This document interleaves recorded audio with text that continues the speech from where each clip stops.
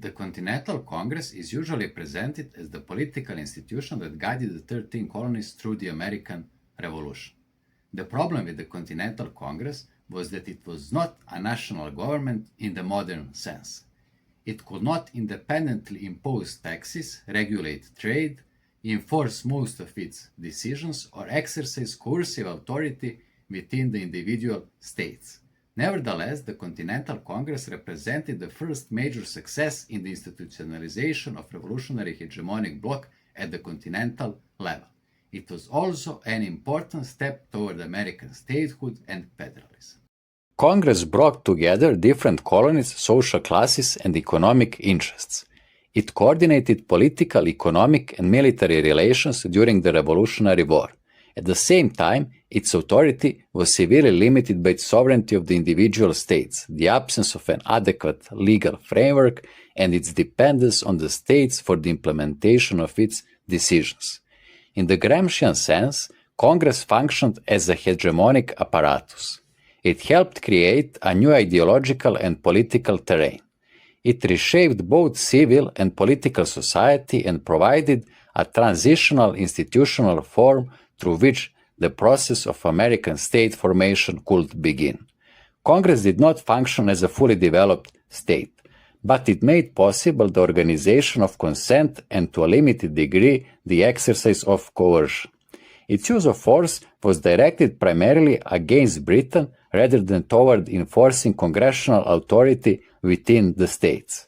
Congress could establish and coordinate a continental military force, but it could not independently deploy coercive power throughout the individual states. For most of its decisions, it remained dependent on state authorities.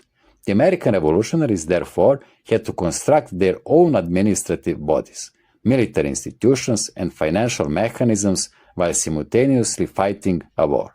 They needed the institutional means of state power. But wartime conditions, intercolonial rivalries, and the sovereignty of the individual states prevented them from immediately creating a consolidated national state. Even the term consolidation was unpopular for many decades. The Continental Congress did not emerge from a successful revolutionary seizure of a national government. It developed from the more limited need for continental coordination in economic, political, and eventually military affairs. It was less than a fully constituted national government, but more than a diplomatic or intercolonial assembly. Its autonomous fiscal and administrative capacities remained weak. Its military capacity depended heavily on cooperation from the individual states. Congress, therefore, performed a primarily integrative function. It mediated among different class interests and among the competing interests of the colonies, and after independence, the states. One of the clearest examples of these limitations can be seen in the organization of military power. At the continental level, coercion was primarily directed toward fighting the British Empire and establishing the Continental Army. Congress possessed little independent capacity for internal coercion or policing. The Continental Army faced numerous difficulties, many of which were already implicit in the conditions under which it was created. Congress formally established the army in June 1775 and unanimously appointed George Washington as a commander-in-chief.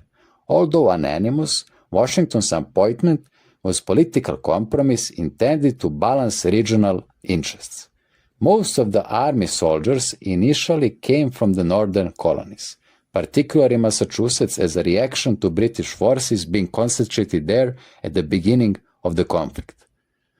Appointing Washington, a Virginian, helped transform what could have appeared to be a primarily New England conflict into a continental struggle. His appointment symbolically connected the southern colonies to the military resistance already taking place in the north.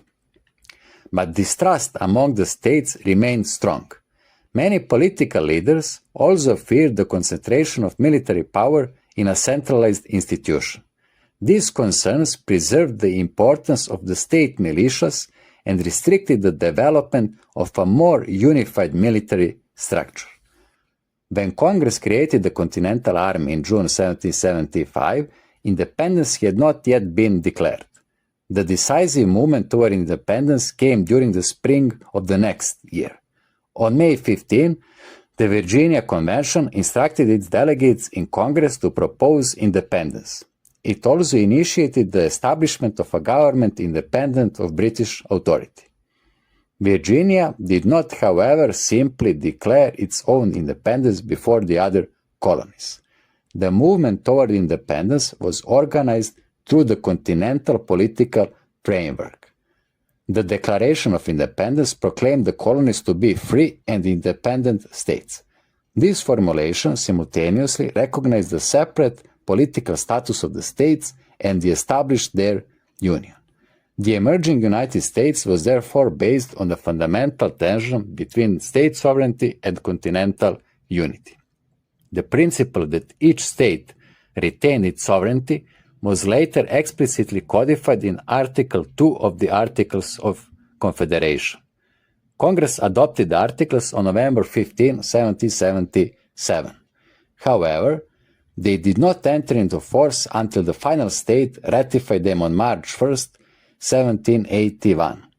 The Declaration of Independence was a major political step, but the institutionalization of the new political order remained incomplete. A stable constitutional framework had not yet emerged. One of the central disputes concerned how votes within the Confederation should be counted. The larger states, particularly Virginia, Massachusetts, and Pennsylvania, supported the use of population as the basis of political representation. The smaller states, on the other side, defended the principle of one state, one vote. An early state rights ideology had already begun to emerge. Maryland, for example, insisted that congressional delegates represented states rather than the population as a whole. The smaller states ultimately achieved a major political victory. Each state received one vote, and the approval of 9 states was required for the most important decisions. A majority was therefore defined as a majority of states rather than a majority of the combined population. At the time, this arrangement was understood as representing the consent of a majority of the population, although indigenous and black people were excluded from this political conception. The voting system demonstrates how Congress transformed competing interests into institutional compromises. The larger states accepted political equality among the states because preserving the Union was more important than securing representation strictly based on population. The first major practical success of Congress had already demonstrated this process of compromise. The Continental Association organized a coordinated boycott of British imports, exports, and consumption. But the plan was also exposed tensions between northern and southern economic interests. South Carolina threatened to withdraw from Congress because a general prohibition on exports would seriously affect its rice economy. Congress therefore made an exception for rice exports in order to secure South Carolina's participation. This was one of the first major compromises reached within the continental political framework. Such compromises were essential because Congress had to represent the common will of 13 different colonies while maintaining an image of unity during a period of political conflict and economic hardship. Congress performed this function by incorporating particular interests into compromises that could be presented as expressions of a broader continental interest. However, distrust of the Confederation remained deep. The states refused to give Congress the independent power to impose taxes, regulate trade, or exercise police powers. Congress could make decisions and request resources, but it frequently lacked the institutional means to enforce those decisions. Perhaps the greatest intergovernmental dispute concerned the Western lands. Delaware, Maryland, and New Jersey were among the so-called landless states. They refused to ratify the Articles of Confederation until the Western land question was resolved.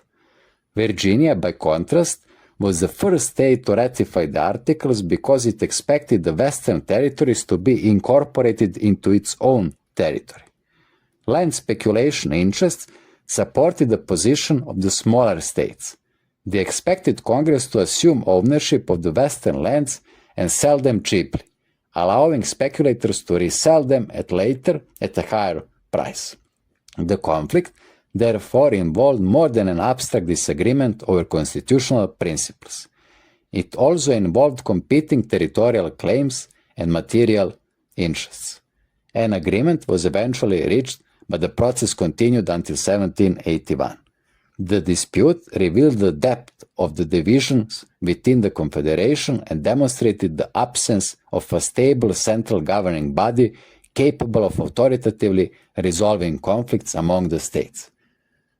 Despite these limitations, the Continental Congress played a decisive historical role. Because it was not a fully developed national government, it functioned primarily as a hegemonic apparatus. Congress provided an institutional site and a social relationship within which different interests could encounter one another, negotiate, and become mutually coordinated. It transformed class and intercolonial conflicts into consensus-producing compromises, without possessing a monopoly over taxation or coercion. Congress successfully universalized particular interests by presenting negotiated compromises as expressions of a common interest, rather than as a temporary resolution of contradictory demands. In this way, it helped preserve the Revolutionary Alliance despite its internal divisions.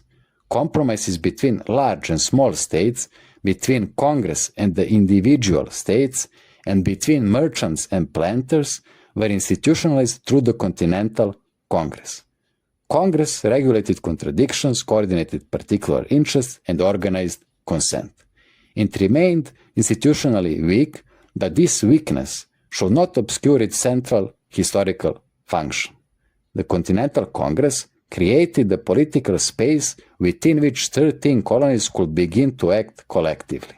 It supported the war against Britain, contributed to the development of a common political identity, and created the foundations of a new continental state. It was a transitional hegemonic apparatus, through which the revolutionary hegemonic bloc began transforming colonial resistance into a new political order.